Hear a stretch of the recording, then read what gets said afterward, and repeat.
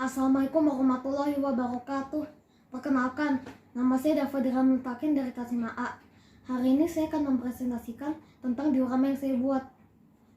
Dalam membuat diorama ini, saya menggunakan kardus berbentuk balok dengan ukuran panjang 30 cm, lebar 20 cm, dan tinggi 5 cm. Sehingga luas permukaan dari blok tersebut adalah 2 kali PL tambah PT tambah LT sama dengan 2 kali 30 kali 20 tambah 30 kali 5 tambah 20 kali 5 sama dengan 1700 cm persegi. Sedangkan volume dari balok ini sama dengan panjang 30 cm dikali lebar 20 cm kali tinggi 5 cm sama dengan 3000 cm kubik.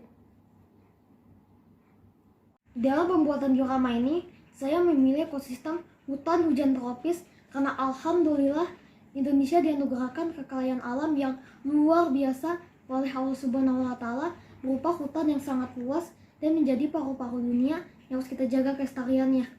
Dengan mencukuri dan merawatnya, insya Allah nikmat kita akan ditambah oleh Allah Subhanahu wa Ta'ala. Oleh karena itu, kita harus bersyukur atas nikmat yang telah diberikan sebagaimana firman Allah dalam Quran surat Ibrahim ayat 7. A'udzubillahi minasyaitonirrajim. Bismillahirrahmanirrahim. Wa ista'azzana rabbukum la in syakartum la azidanakum wa la in kafartum inna azabi lasyadid. Dan ingatlah ketika Tuhanmu memaklumkan, sesungguhnya jika kamu bersyukur, niscaya aku akan menambah nikmat kepadamu. Tetapi jika kamu mengingkari nikmatku, maka pasti azabku sangat berat. Dalam pembuatan diorama ini, saya memilih ekosistem hutan hujan tropis, di mana ekosistem ini dibentuk oleh komponen biotik dan abiotik. Komponen biotik yang terdapat pada diorama saya yaitu hewan dan tumbuhan, sedangkan komponen abiotiknya yaitu batu, tanah, air, dan cahaya matahari. Jenis hewan yang hidup di hutan hujan tropis dan diorama saya antara lain hewan herbivora yaitu gajah, kelinci, rusa. Kemudian ada karnivora tingkat 1, burung dan ular kecil. Kemudian ada karnivora tingkat 2, macan, burung elang, dan ular piton. Kemudian ada omnivora, orangutan. Sehingga hubungan predasi atau rantai makanan dalam hutan ini adalah tumbuhan dimakan kelinci, kelinci dimakan ular kecil dimakan elang atau ular piton. Kemudian tumbuhan dimakan rusa dimakan macan. Ketika hewan tersebut mati, mereka diuraikan oleh pengurai seperti jamur, bakteri, cacing.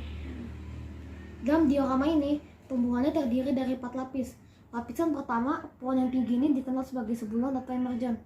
Lapisan kedua adalah kanopi hutan. Lapisan ketiga adalah pohon bawah kanopi yang lebih pendek. Terakhir, tumbuhan yang hidup di lantai hutan yaitu semak-semak.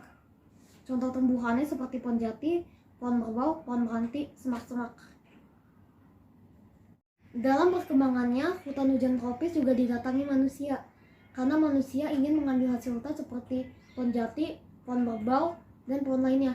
Tapi dalam mengambilnya harus tebang pilih, di mana hanya pohon yang sudah tua atau besar saja yang ditebang, sedangkan yang masih muda atau kecil tidak ditebang, sehingga habitat hutan tidak rusak.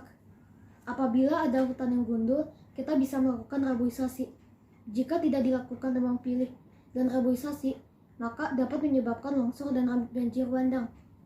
Perburuan satwa langka seperti macan dan elang juga harus dihentikan karena dapat menyebabkan punahnya hewan. Dalam berinteraksi dengan alam, manusia perlu mengetahui hak dan kewajiban kita terhadap alam agar ekosistem hutan hujan tropis tidak terganggu dan rusak. Kewajiban kita terhadap lingkungan hutan antara lain: 1. Memanfaatkan sumber daya alam sesuai kebutuhan agar tidak mengganggu keseimbangan ekosistem hutan. 2.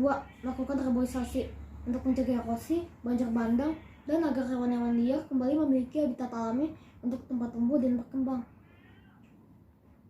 3. Dalam memanfaatkan hutan, hendaknya menggunakan sistem tebang pilih, di mana hanya pohon yang sudah tua saja yang ditebang, sehingga hutan tidak gundul. 4. Menjaga hewan-hewan liar yang ada di hutan agar tidak punah, sehingga keseimbangan ekosistem di hutan dapat terjaga. Sedangkan hak manusia terhadap lingkungan hutan yaitu: 1. Memperoleh udara bersih. 2. Dapat memanfaatkan sumber daya hutan. 3. Memanfaatkan hewan-hewan dari hutan. 4. ikut serta menjaga kelestarian baik flora maupun fauna langka, misalnya dengan membuat kawasan hutan lindung dan membuat aturan yang melarang perburuan satwa langka dan dilindungi. Kita sebagai warga negara juga memiliki tanggung jawab untuk menjaga kelestarian lingkungan hutan agar tetap terjaga, sehingga keseimbangan flora dan fauna di hutan tetap lestari. Sebagai kesimpulan, ekosistem hutan hujan tropis merupakan kumpulan makhluk hidup seperti hewan dan tumbuhan yang berinteraksi dengan benda mati seperti cahaya matahari, batu, tanah yang perlu kita jaga dan lestarikan untuk kepentingan dan kelangsungan hidup kita bersama, baik manusia, hewan, maupun tumbuhan. Sekian dari saya. Wassalamualaikum warahmatullahi wabarakatuh.